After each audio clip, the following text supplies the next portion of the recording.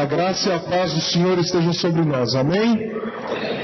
Amados irmãos, nós havíamos anunciado no domingo passado e hoje nós estamos tirando um tempo para termos uma palavra pastoral acerca do papel do cristão na sociedade, em especial acerca da relação da igreja com o Estado. E por que nós achamos importante tirar tempo para nós conversarmos sobre esse tema, sobre esse assunto?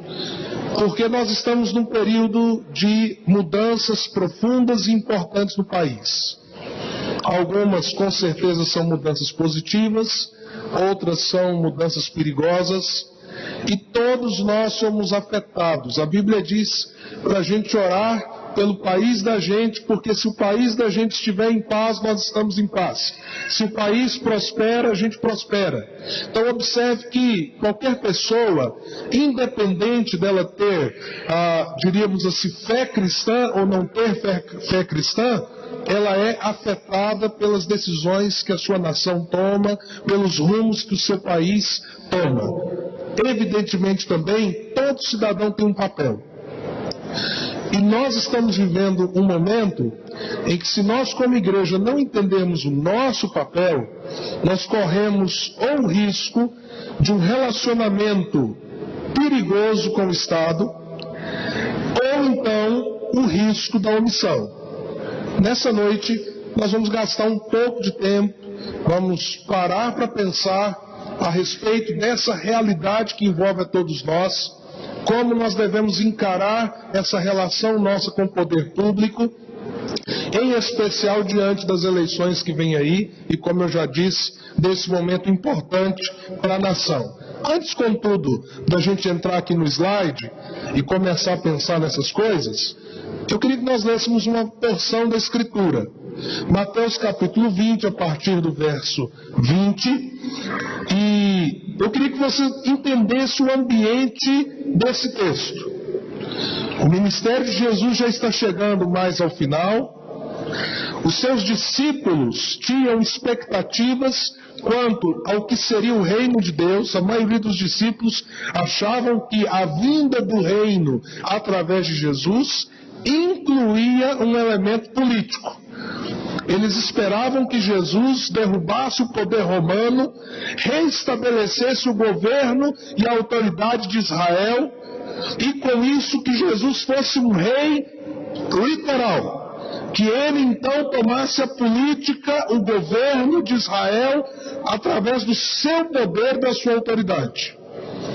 E evidentemente que quando alguém parece ser ali na frente o detentor de autoridade, de poder, alguns interesses começam a surgir.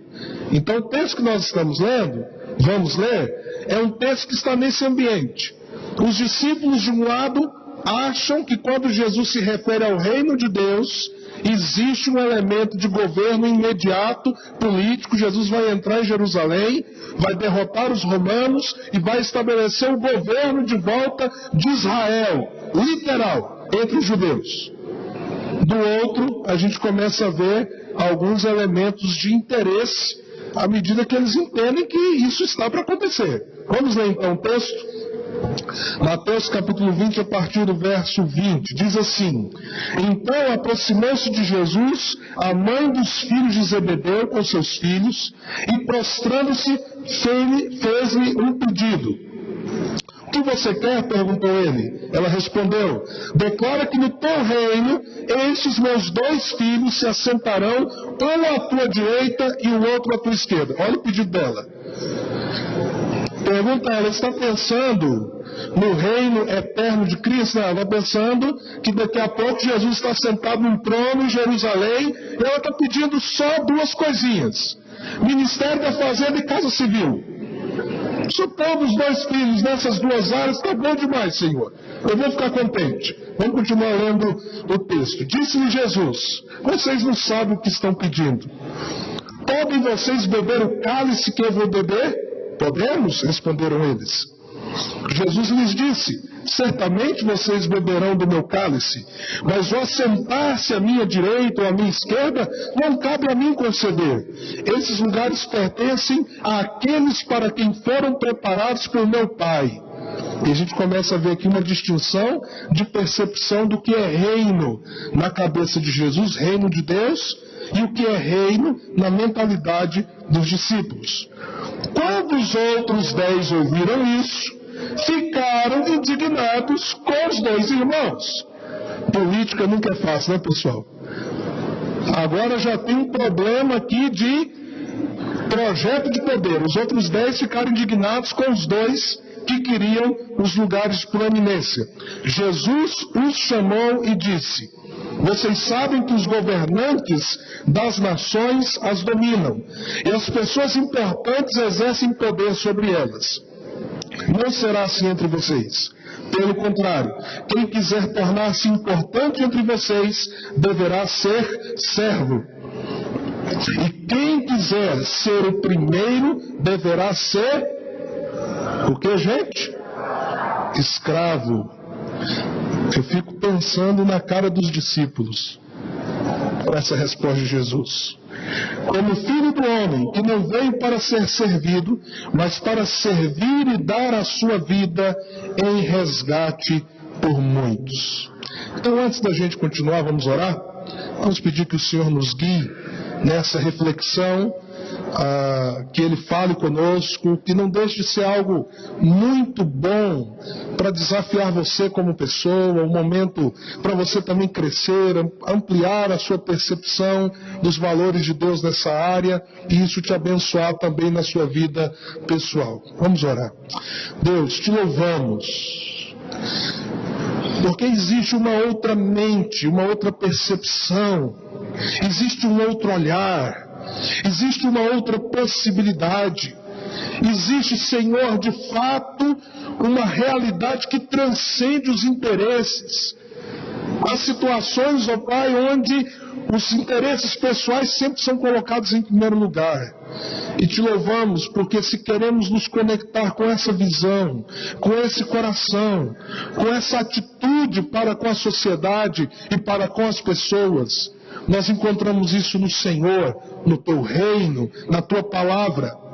Nessa noite, ó Pai, que nós paramos para pensar no nosso papel como cidadãos de um país tão abençoado pelo Senhor em diversas realidades, e ao mesmo tempo tão cheio de necessidades, conflitos, que o Senhor, ó Pai, nos guie nessa reflexão. Não permita, Senhor, que nós venhamos construir uma mentalidade que seja contraditória com aquilo que nós professamos como fé. Pelo contrário, que a nossa fé nos conduza a uma postura equilibrada, sensata, que abençoa a vida dos que estão perto, mas que abençoa a vida também de toda a nação. É o que nós te pedimos, ó Pai, em nome de Jesus. Amém. Então agora o pessoal da mídia vai jogar aqui pra gente o material, e nós vamos falar então um pouco sobre a igreja e o Estado. Gente, esse é um tema extremamente vasto. Evidentemente que uma palavra pastoral é a síntese da síntese da síntese de um tema tão complexo e vasto como esse. Então eu espero que, inclusive, esse assunto nessa noite gere em você um desejo de aprender mais, de crescer mais, de refletir mais sobre esse tema. Desejo muito que isso aconteça. Acho que não está funcionando.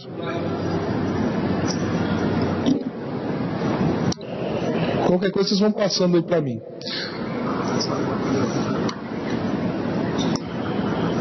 Ok. Então vamos pensar aqui o seguinte: quando a gente fala sobre igreja e Estado, quais são as visões gerais que existem e as escolhas que a gente vê historicamente acontecendo? Hoje, por exemplo, quando a gente olha para essa relação da igreja com o poder político, hoje, nos nossos dias, nós vemos alguns fenômenos muito interessantes. Por exemplo, alguns líderes estranhariam muito esse assunto entrando na pauta de um culto de domingo à noite. Por quê? Porque esses líderes acham que isso é coisa do mundo. O reino de Deus se refere apenas às coisas eternas. A nossa preocupação deve estar com a eternidade e não se conectar com esse tipo de coisa. Do outro lado, nós temos muitas e muitas comunidades que estão nesse momento engajadas em projetos políticos. Elas anunciam de público seus candidatos, elas inclusive dizem que entendem ser aquele homem, aquela mulher, o ungido do Senhor, a pessoa que vai fazer uma revolução, que vai levar o reino de Deus para a política, e assim se engajam de uma forma muito intensa na eleição daquelas pessoas que foram escolhidas pela sua liderança. E nós temos visto isso acontecer bastante. Talvez, inclusive, Goiânia seja uma das capitais em que esse fenômeno seja mais forte no Brasil. Igrejas que têm um projeto de poder político, lançam seus candidatos, engajam os seus fiéis, os seus pastores, os seus líderes, e dizem, olha, nós temos que entrar lá, porque nós vamos avançar com o reino de Deus, nós vamos tomar a cidade para Jesus, e isso envolve eleger os nossos candidatos. Então, a questão é, nada disso é novo. A história está aí para mostrar essa tensão. E geralmente, 3 foram as maneiras até aqui que a igreja tem se relacionado com essa questão do poder político e com a sua relação com o Estado. A primeira forma que nós vemos isso acontecer é o que nós chamamos de simbiose. A palavra simbiose tem a ver com uma relação de dependência. Eu lembro, a primeira vez que eu tive que fazer uma análise dessa palavra foi aconselhando uma pessoa há muitos anos atrás, porque eu tive um diagnóstico de que essa pessoa sofria de uma relação simbiótica com a sua mãe. Aí eu, meu Deus, o que é isso? E à medida que eu fui pesquisar, eu descobri que os dois tinham uma dependência emocional tão grande um do outro, que aquilo se tornou doentio, patológico. E ao invés de um ser um fator de apoio, de crescimento um para o outro, ao contrário. O filho pesava, destruía emocionalmente a mãe, e a mãe destruía emocionalmente o filho. Mas quando a gente fala de relação da igreja e o Estado, e de uma relação simbiótica, a que nós estamos nos referindo? É quando o Estado olha para a igreja e toma a igreja para si, ou quando a igreja deseja tomar o Estado para si. Ou o Estado olha para o poder que a igreja tem e diz, está aqui uma fonte que pode fortalecer o nosso poder. Então vamos tomar a igreja, tomar a sua liderança, estatizá-la, ou então a igreja, entendendo que o poder político tem as suas vantagens, busca esse poder e entende que se tiver esse poder, isso irá beneficiá-la. Historicamente, nós temos visto os grandes problemas que essa postura tem trazido. Começa lá no século IV, quando Constantino, alguns creem que por conversão, outros creem que por perceber que a igreja cristã poderia ser um fator de aglutinação do seu poder, uma vez que o império estava se fragmentando, lá no século IV, Constantino torna o cristianismo a religião oficial do império. E nós vemos essa relação acontecer. De uma igreja perseguida, a igreja dos mártires, a igreja passou a ser a instituição bancada pelo império, de igrejas que se reuniam nas casas, agora haviam as catedrais, e historicamente isso gerou um processo profundo de corrupção na igreja, que durou séculos, e que muitos tentaram se opor. Nós temos vários outros exemplos de como isso aconteceu, mesmo depois da reforma, quando, por exemplo, o nazismo emergiu com força na Alemanha. A igreja evangélica alemã tinha muita dificuldade de se posicionar contra as atrocidades do nazismo. E por que a igreja tinha dificuldade de se posicionar? Porque ela tinha essa relação de dependência com o Estado. O Estado bancava a igreja. Então nós vemos isso na história. E vemos muitos, apesar da história nos contar isso, desejando irem pelo mesmo caminho e levar a igreja do Senhor Jesus pelo mesmo caminho. Uma segunda abordagem é o que nós chamamos de alienação. A gente olhar para o papel da igreja, para a natureza da igreja e não ver conexão nenhuma com a sociedade. E de repente começar a propor que a igreja seja uma instituição que não se envolva, entre aspas, nas coisas desse mundo. Nós temos um exemplo, num grupo, por exemplo, da Reforma Protestante, chamado os Radicais, grupo piedoso, grupo de oração, mas que no seu radicalismo, como o próprio nome diz, dizia que o cristão não podia se envolver em nada daquilo que fosse pertinente ao Estado. Para se ter uma ideia, uma das bandeiras que eles defendiam é que se houvesse uma guerra você não poderia nem se defender, porque isso é um processo mundano e o cristão tem que olhar para as coisas espirituais. E isso gerou e ainda gera em muitas comunidades uma alienação profunda em relação às questões que acontecem ali, junto de você, e que você, pela palavra de Deus, deveria se posicionar. Mas há uma terceira possibilidade, que eu entendo que é justamente algo que a gente vê, apesar de não ser o tema central em Mateus 20, a questão de como a igreja se relaciona com o Estado, mas nas palavras de Jesus nós podemos ver uma possibilidade concreta de igreja e governo, igreja e Estado terem uma relação de colaboração. Quando a igreja entende essa possibilidade, o primeiro efeito que existe é o fato de que ela não precisa se descaracterizar. Ela não precisa deixar de ser o que ela é, de ser realmente uma expressão do reino de Deus na terra, de ter sim um poder de natureza espiritual, mas entender que essa missão que ela tem na terra envolve-se uma relação de misericórdia, graça, de ação efetiva e serviço no mundo. Daí Jesus diz que o reino dele é marcado pelo serviço. Pergunta: o reino de Jesus é marcado pelo serviço aos anjos? Você já viu algum anjo para você servi-lo? O reino de Deus é marcado pelo serviço a Deus e aos homens. Então isso implica numa disposição nossa de fazer diferença, de contribuir por mudança, de amar o próximo e se engajar pelo seu bem-estar, de não aceitar a injustiça como se fosse algo normal. Ou seja, nós temos uma identidade como corpo de Cristo.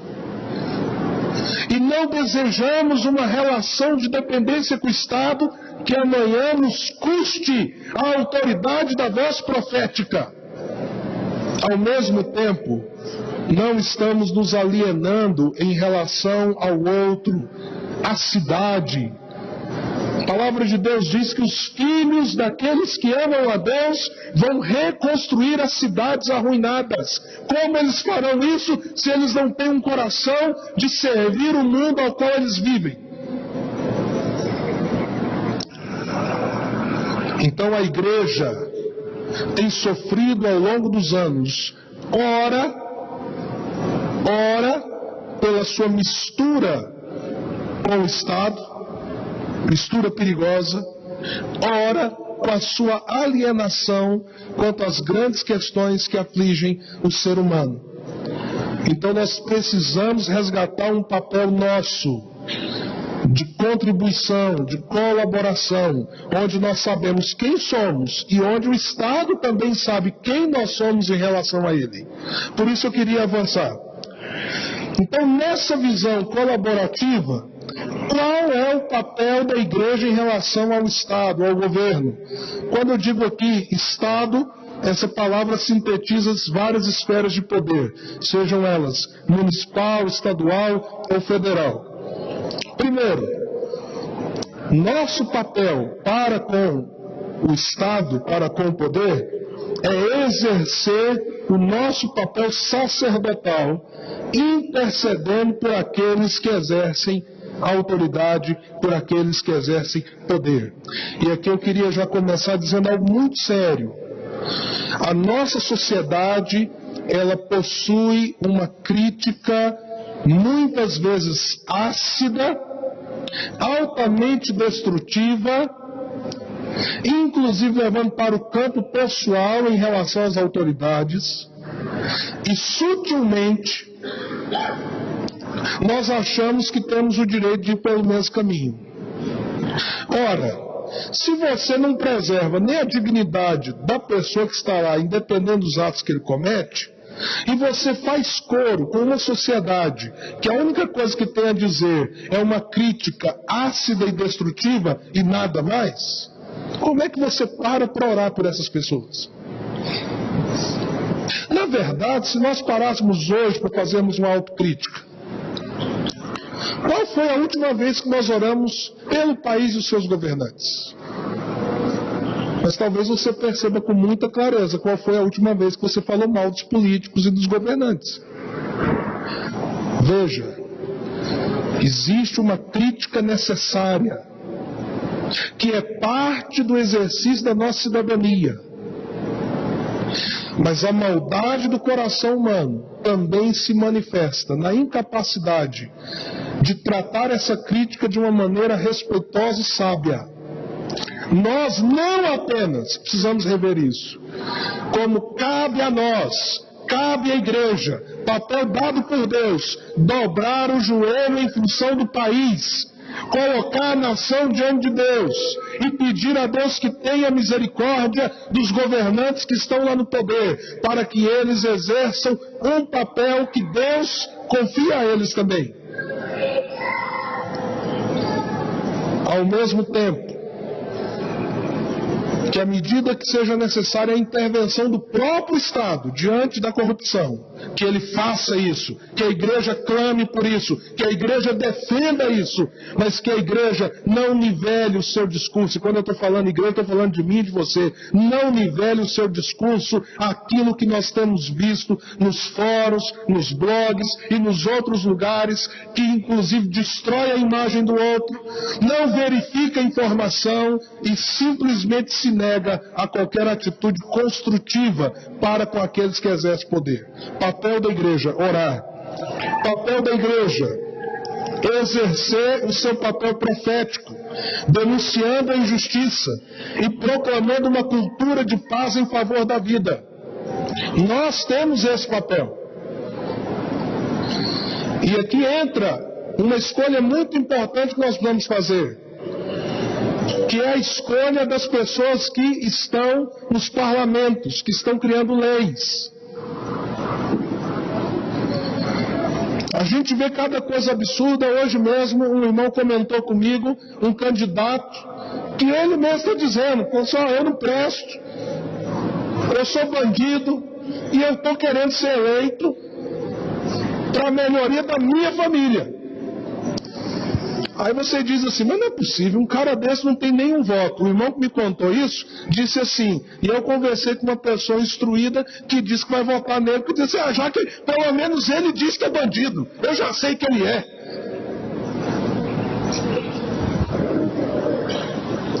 Pois eu quero, nessa noite, em nome de Jesus, pedir a você que não trate as coisas assim. Pedir a você que saiba que estão sendo construídas leis, que são leis de violência, de morte, leis contra a dignidade humana. E não apenas nós precisamos barrar as más leis que podem ser elaboradas, nós precisamos de gente que seja propositivo, em que nós podemos mudar o país. Então, se você vai eleger um deputado estadual, um deputado federal, um senador, sinta sobre si essa responsabilidade. Você está contribuindo para alguém chegar no poder que vai mexer com as leis do país. E nós temos hoje, mais do que em qualquer momento da história, nós temos mecanismos para cobrar determinadas promessas. Então nós temos que ter um exercício de cidadania mais profundo, mais coerente, mais equilibrado e assim abençoar o país onde nós vivemos.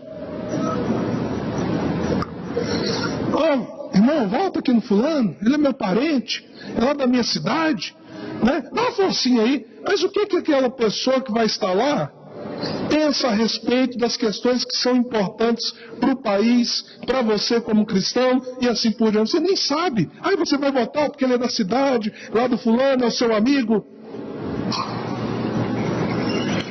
Eu entendo.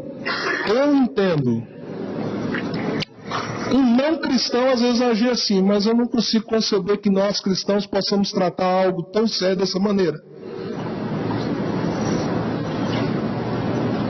E desconectando isso do nosso papel como igreja. Então, se a gente pudesse ser leviano com essas coisas e diante de Deus está tudo bem, está tudo em paz. Não está não. Não está não. Nós precisamos ter coerência, critério. O país precisa de mudança e nós precisamos eleger gente que gere mudança. Pastor, então em quem eu voto? Esse é o seu papel. Pensar, orar, refletir e escolher. Não é o meu, porque o seu voto é livre, o meu voto é livre.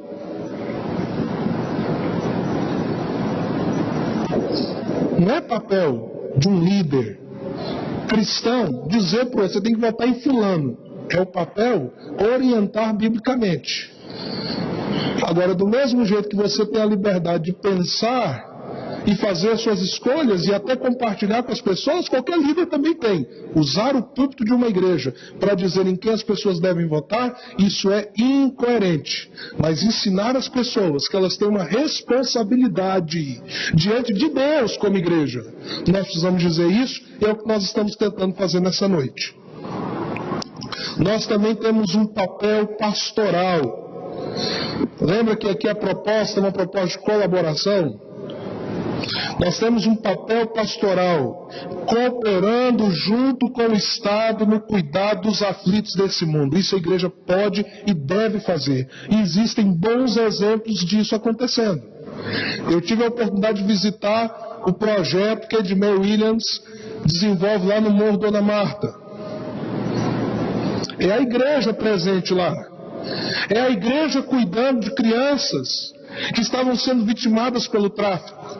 É a igreja cooperando com o Estado. Entendendo que não pode apenas dizer ao Estado que essa demanda é dele. Nós também temos um papel. Nós também devemos agir de maneira cidadã para proteger principalmente o aflito, o desamparado, aquele que não tem voz. Hoje eu tive uma conversa boa com a Anaí, quando ela falou assim, meu bem, isso não reduz quando a gente diz que a gente tem que trabalhar principalmente na direção do aflito, do desamparado. Aí eu estava dizendo para ela, é por isso que lá em Tiago, a Bíblia diz assim, que a verdadeira religião que agrada a Deus é a gente cuidar dos órfãos e das viúvas. Naquela época, os órfãos e as viúvas eram os grupos mais desprotegidos da sociedade. A igreja tem que dar voz para quem não tem voz. A igreja tem que usar a sua influência espiritual, social, em função daqueles que não têm influência alguma e poder algum. E ser uma agente de transformação da sociedade. Quando nós pegamos as crianças na Hidrolândia e a gente sai pesquisando qual é a criança que está aqui em risco social, que se alguém não intervir, o mal social vai destruí-la, vai degenerá-la, e amanhã nós vamos ter que lidar com o bandido, com o traficante e assim por diante. Quando a igreja faz isso, ela está cooperando com o Estado para conter a injustiça e promover a paz. E é papel nosso.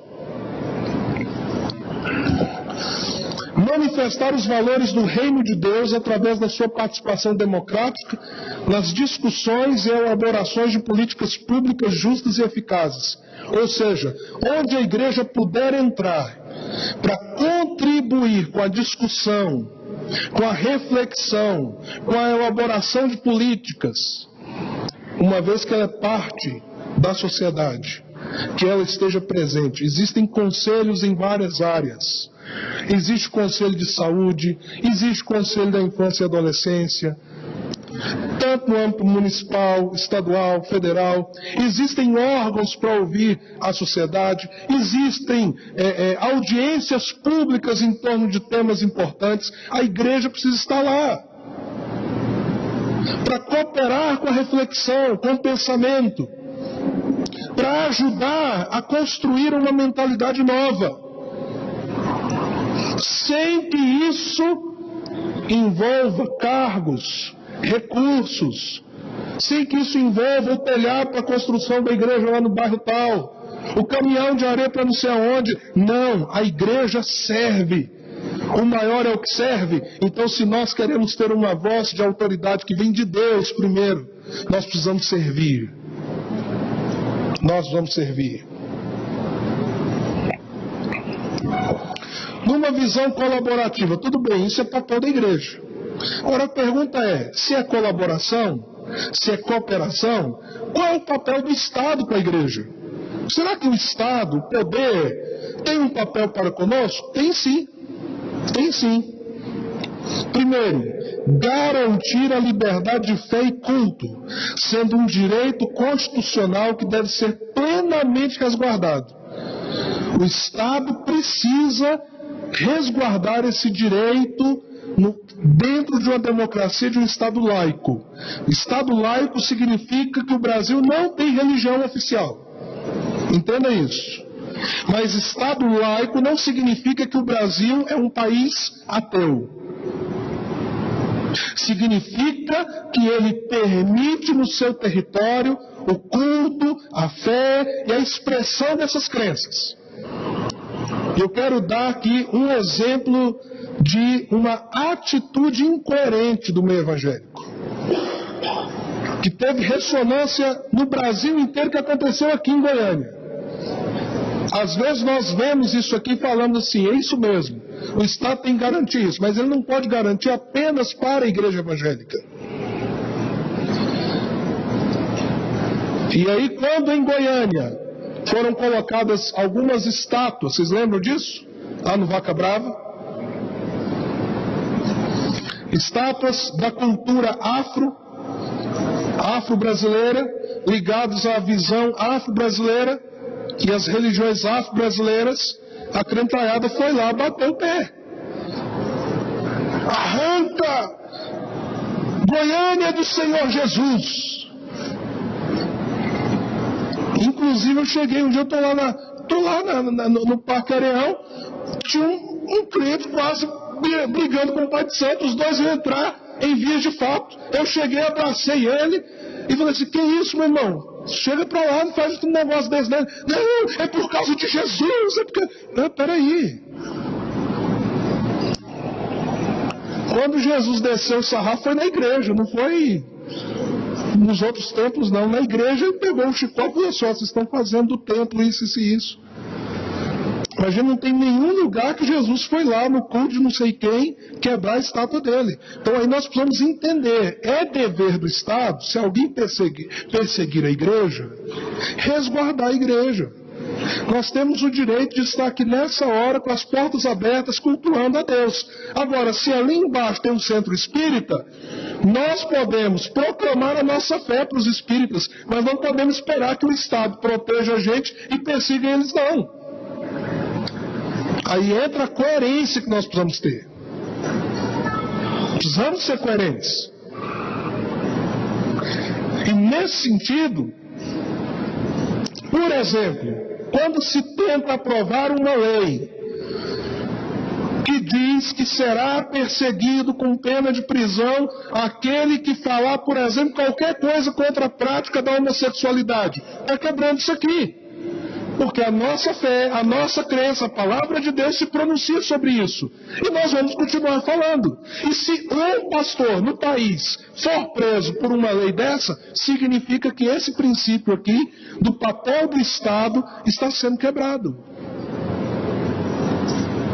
Daí a importância de nós elegermos, nessas esferas onde as leis são construídas, pessoas que sejam coerentes nos vários temas. Agora, também, meus amados irmãos, o indivíduo está lá, eu sou contra o aborto, eu sou contra o casamento gay, eu sou contra... São as duas coisas que ele é contra. Aí você fala, não, então tenho meu voto. A pergunta é, mas qual a visão dele sobre o meio ambiente? Porque está aí. Estamos numa das maiores secas. Na verdade, hoje eu vi uma seca pior do que essa aconteceu há 128 anos. Lá em São Paulo, principalmente. Com efeitos aqui no Centro-Oeste. Então, como é que nós vamos lidar com os problemas do meio ambiente? Como é que nós vamos lidar com os problemas de saúde pública? Como é que nós vamos lidar com a violência? Porque tem alguns aí que a proposta dele é só a seguinte: se eu chegar lá, eu vou prender de 16 anos para cima, pôr todo mundo na cadeia, e vão castrar não sei quem, e vão fazer não sei quem. Meus irmãos, as cadeias já estão lotadas. Nós não temos mais aonde colocar gente. Ah, pastor, então o senhor está dizendo que o senhor é contra essa lei específica? Não, eu acho que nós tomamos decisões sem pensar e não aprofundamos a discussão de alguns temas. Aborto e homossexualidade não tem posição clara. E o resto? Então a igreja precisa se posicionar. Inserir no debate democrático a igreja como importante grupo de representação. Ou seja, não é só a igreja que tem que chegar lá e dizer assim, nós estamos aqui para servir. O Estado precisa reconhecer o valor da igreja. E detalhe, quando a igreja for chamada para participar, o Estado não pode querer que nós desfaçamos da nossa fé, nós coloquemos a nossa fé de lado para discutir questões políticas, sociais e assim por diante, porque a nossa fé faz parte da nossa cosmovisão. Ouvi um candidato esses dias fazendo a seguinte análise: é um absurdo o país permitir que 800 mil mulheres façam aborto todos os anos sem a assistência do poder público. Isso é um atentado contra as mulheres. Beleza. Vamos chamar a igreja para discutir o assunto. Não, mas vem para discutir só se for para discutir saúde pública. Opa, peraí. Quem está dizendo que o atentado é só contra as mulheres, está esquecendo que tem 800 mil vidas que foram ceifadas. Porque ele está dizendo que houve 800 mil abortos. Na cabeça desse indivíduo, a concepção é uma coisa meramente biológica. Ou seja, um ser biológico começou a ser gerado. Na concepção de um cristão, toda a vida precisa ser preservada. E o ser humano é a imagem e semelhança de Deus desde a sua concepção. Então, como nós vamos discutir? A igreja vai discutir com o poder público o aborto? Abrindo mão de uma percepção que ela tem da origem do homem em Deus. Se a gente quer viver em democracia, vamos conversar a partir da cosmovisão do médico que fez a proposta, mas a partir também daqueles que creem na existência de Deus e creem no valor da vida humana. Então nós precisamos abrir esses pontos de debate e de diálogo. Cabe ao Estado promover canais de cooperação, sem a ambição de tomar para si a influência das comunidades cristãs como forma de perpetuação no poder ou controle das massas. Ou seja, na minha visão, se o Estado brasileiro prestasse atenção no potencial que existe de cooperação com as igrejas, irmãos, nós temos mais de 3.000 espaços só da igreja evangélica em Goiânia. E a maioria desses espaços ociosos, que não tem servido a não ser para os nossos cultos, para as nossas reuniões, mas não tem servido a comunidade nem onde eles estão. Se houver uma visão cooperativa, é possível fazer muito, mas atrás dessa visão, quem está no poder não pode almejar controlar a igreja, porque a igreja está solidária no processo de mudança da sociedade. Isso precisa ser muito claro. Ah, pastor, isso não é possível. Tem que ser. Eu lembro quando nós fizemos um evento, eu era pastor da igreja presbiteriana de Campinas, nós fizemos um evento chamado Mutirão do Evangelho e Cidadania. E nós fomos procurar alguns parceiros, porque nós vamos servir a comunidade. E algumas questões não se resolvem apenas com o interesse de um grupo. Você precisa unir forças. E o que aconteceu naquela ocasião?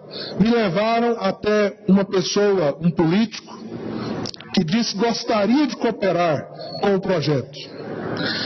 E aí eu fui ao gabinete dele e me perguntou, em que eu posso te ajudar? Eu falei assim, olha, nós precisamos de um palco e de um carro de som para dar suporte ao evento, à programação.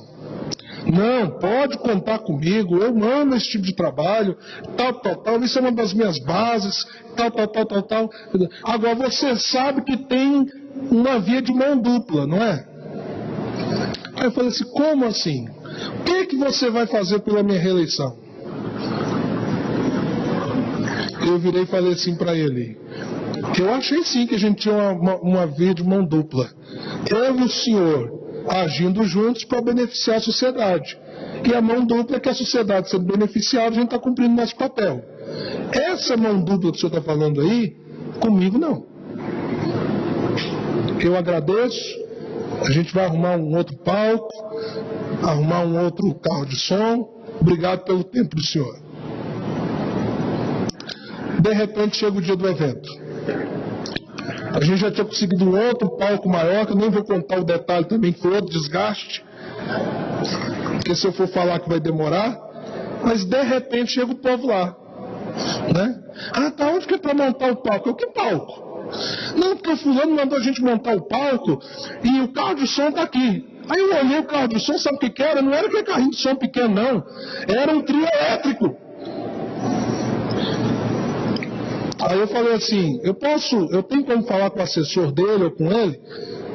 Não tem, está aqui o telefone. Liguei e falei assim, olha, em que base você está arrumando aí para nós esse processo, essa estrutura e tal? Como é que está isso aí? Ele falou assim, não, tem que servir a comunidade. Eu falei assim, que bom, beleza, vamos servir a comunidade. Naquela ocasião nós atendemos igreja com parcerias, 3.800 pessoas. E não se falou o nome de um político. Agora, se o indivíduo tem esse coração, está lá na política, o coração de servir, o coração de ser um agente da sociedade, com certeza ele vai crescer nesse papel. Se ele não tiver, ele vai crescer por um outro caminho pernicioso.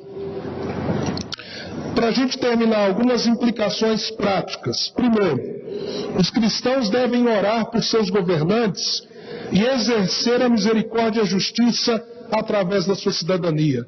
Gente, tem jeito demais da gente abençoar a nossa cidade.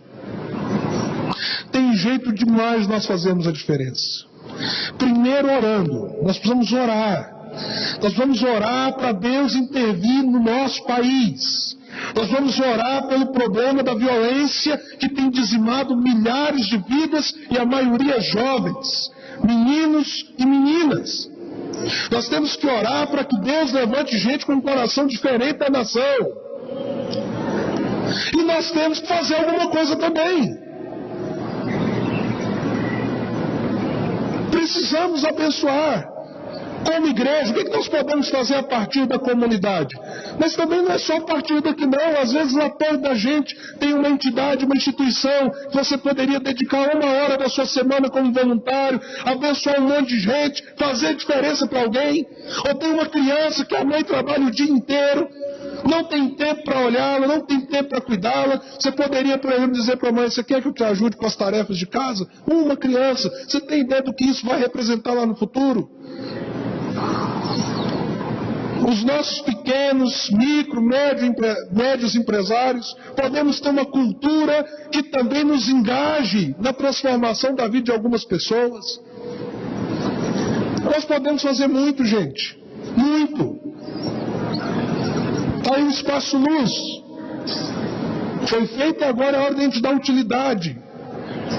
Pastor, eu posso vir aqui 1 vez por semana, montar um curso, por exemplo, de reforço, ou dar uma aula de inglês. Eu quero ajudar, eu quero trabalhar, eu quero cooperar pela mudança do meu país, parar de reclamar, de ser ranzinza, de achar que o país é contra você, tudo é contra você, você não tem oportunidade. Ah, se você tivesse nascido na Europa, mas não nasceu, nasceu aqui. E sentir a bênção de Deus ter te feito brasileiro para servir o seu país.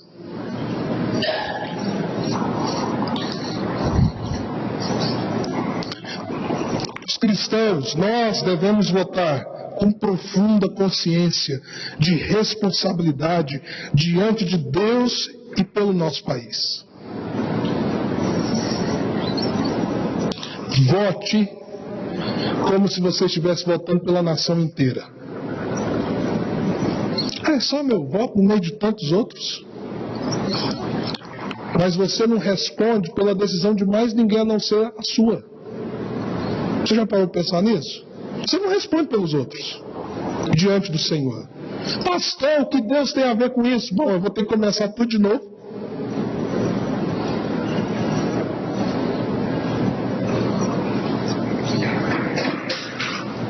Deus tem tudo a ver com isso. Porque se nós nos alienamos, Deus não está alienado. A igreja deve reconhecer como grande bênção para a nação o fato de Deus vocacionar pessoas cristãs para a política partidária e apartidária. Ou seja, aquele discurso que, crente não envolve em política.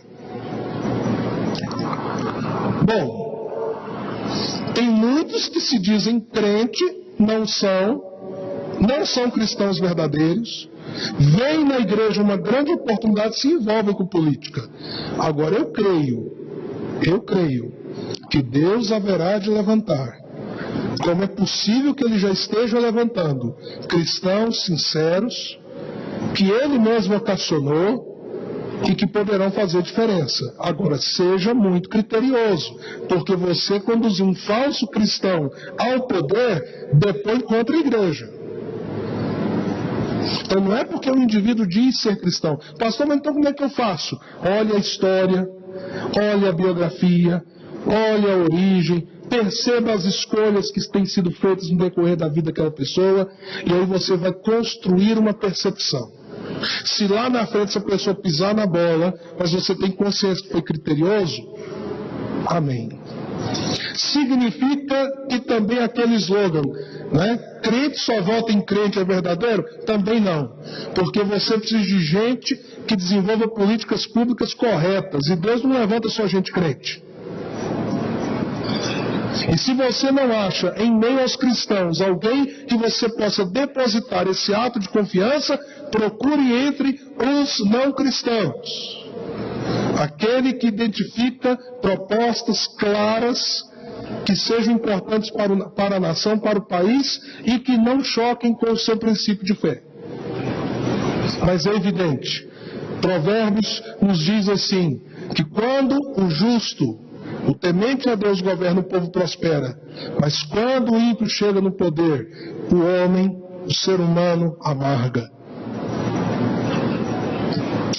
Então nós temos que ter essa consciência e orar para que Deus levante pessoas vocacionadas.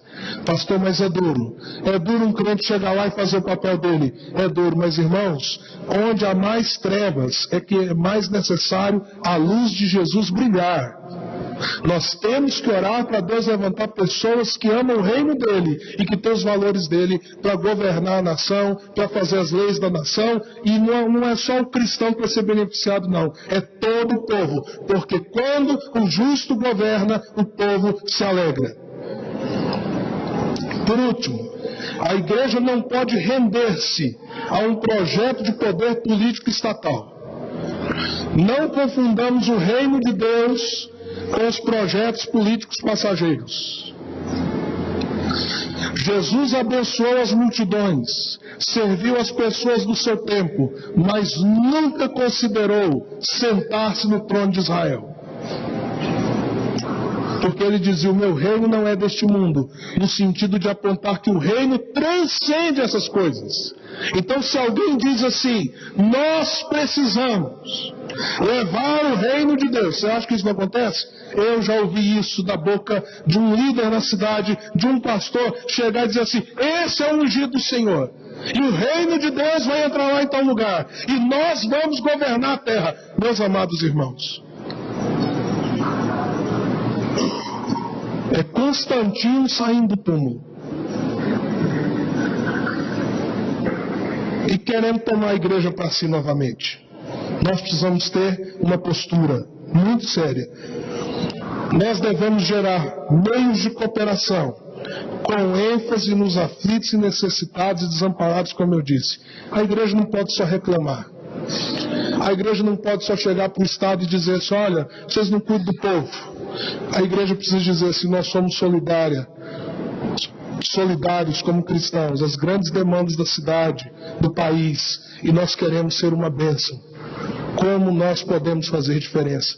Essa é a postura que a igreja tem que ter. E quem não é amado por ninguém, tem que ser amado pelo menos pela igreja, porque se a igreja não amar, quem vai amar?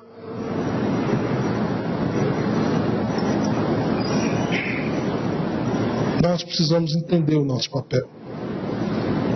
Quero terminar essa palavra dessa noite dizendo que à medida que a gente entende esses princípios, isso gera algo tremendo na nossa vida, poderoso, porque traz a nossa vida com Deus para as áreas práticas da nossa existência. A gente começa a perceber que quando a gente cuida da natureza, Deus é glorificado. A gente começa a perceber que quando alguém que está sofrendo é socorrido, é a imagem de Deus, a imagem e semelhança de Deus que está sendo resgatado na sua dignidade.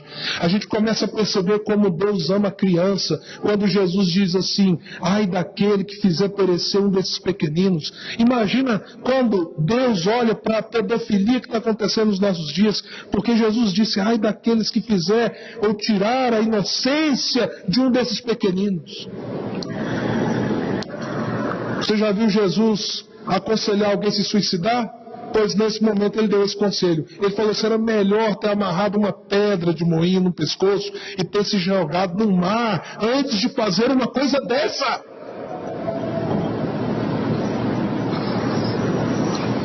Então o abuso sexual contra a criança é assunto da igreja. A violência contra a mulher é assunto da igreja. E quando a gente então equilibra isso, nem se torna alienado, nem vive uma relação promíscua e corrompida com o Estado, isso nos dá um senso da nossa missão. Que além de proclamar com a boca, proclama com a vida a presença do reino de Deus aqui na terra. E isso talvez comece entre nós um aprofundamento dessa visão.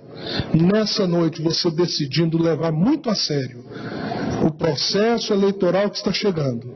E muito a sério como que você pode cooperar de um modo eficaz com o seu país. Vamos curvar a nossa cabeça.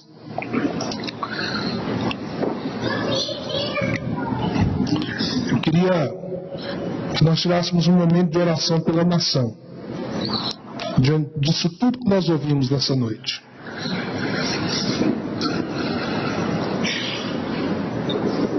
Vamos clamar pelo nosso país, por esse momento de escolhas.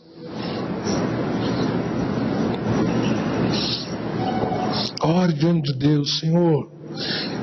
Eu sei, meu irmão, que às vezes é tão difícil fazer uma escolha coerente, mas busque isso. Busque ao máximo a coerência.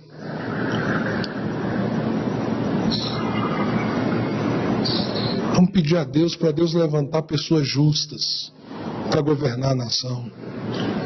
Isso mexe com a vida de todos nós. Todos nós somos impactados, ou pelo justo ou pelo ímpio no poder.